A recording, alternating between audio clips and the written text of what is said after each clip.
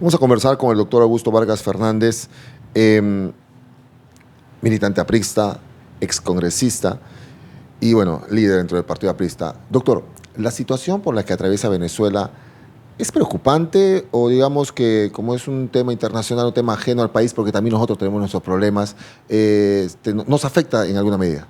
Nos afecta en muchas medidas, ¿no?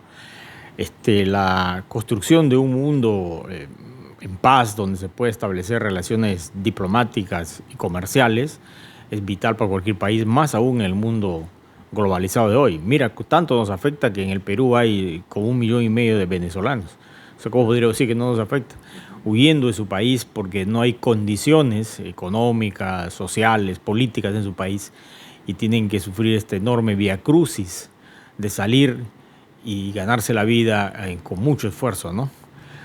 Es una dictadura lo de Venezuela porque hay muchos adeptos acá en la sociedad mismo que dicen que no, que es democracia. No, Venezuela es evidentemente una dictadura, hay que estar ciego para no darse cuenta, ¿no?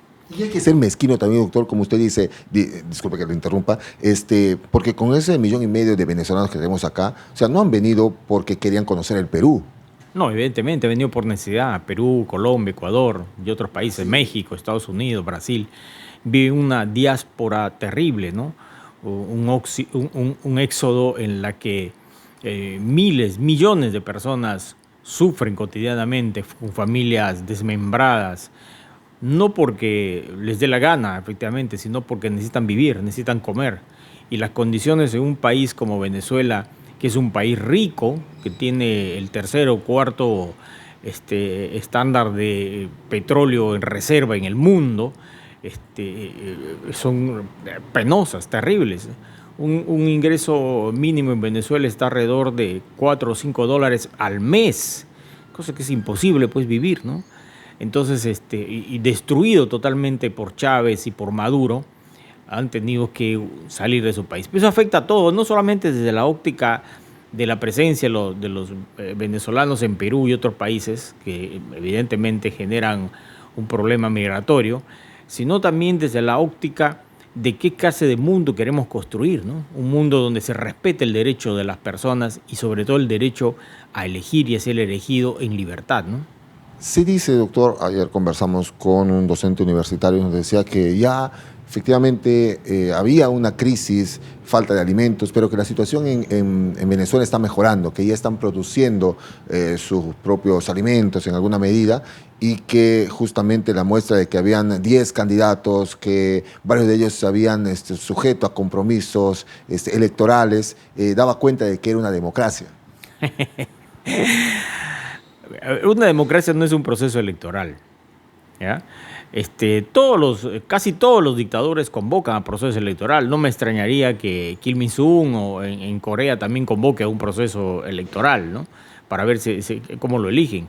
Todos dicen que son demócratas porque hay un proceso electoral. La democracia hoy no solamente es un proceso electoral, es hacer un proceso electoral en condiciones de igualdad, de libertad de prensa, de igualdad de ideas políticas, de imparcialidad de los entes electorales, de libertad para criticar, para movilizarse, de postular, de elegir y de no ser elegido.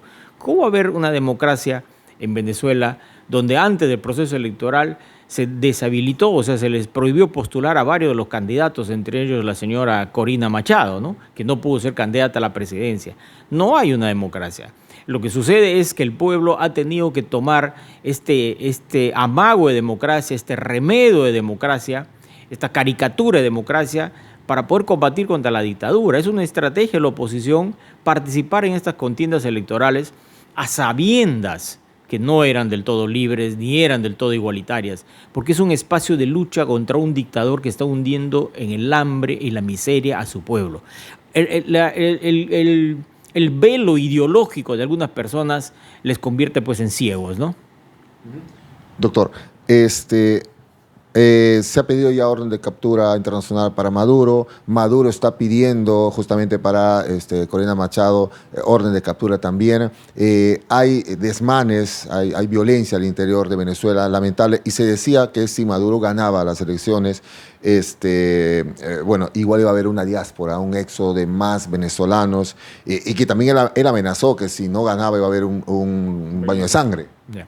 Bueno, sí, lo más probable es que se produzca una diáspora porque no va a haber un cambio fundamental en el tema en Venezuela, ¿no?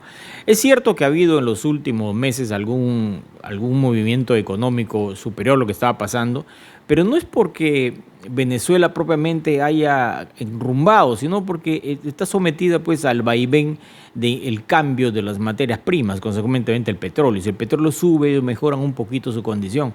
Pero Venezuela no solamente es una dictadura, es un régimen corrupto.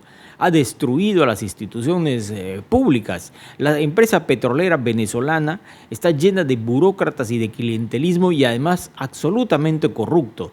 Y también, por supuesto, se ha convertido en un narcoestado, donde una cúpula de militares y el presidente se apropian de los recursos del país y se convierten además en una gran mafia, una gran organización criminal. Sabes que en Venezuela hay más generales que juntando todos los países de Sudamérica. En Venezuela hay más generales. ¿Por qué hay más generales? Porque te asciendo en el cargo para darte parte de la torta y de esa manera puedas sostener al régimen.